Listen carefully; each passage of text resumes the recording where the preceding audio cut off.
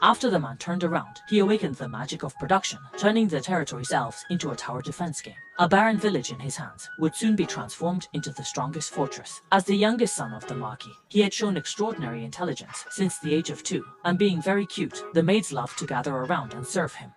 However, the male protagonist clearly knows that in books there are beauties, and to survive in any world, one must first study diligently. But unexpectedly, enduring hardships only leads to more hardships.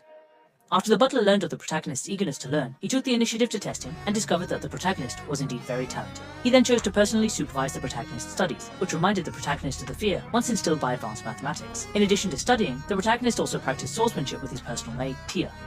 However, since his body hasn't fully developed, it's more like playing around with Tia rather than practicing swordsmanship. Although the older maids think playing with the young master is disrespectful, the protagonist doesn't mind. He just gives Tia a symbolic punishment, leaving others with nothing to say, and that's the end of it.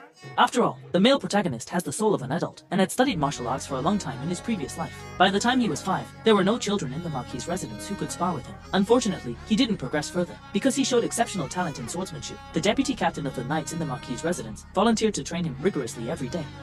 Moreover, to not waste this talent, even during rest time, the protagonist is not allowed to relax and is required to replace it with horses and exercises. However, the protagonist gradually notices that as his reputation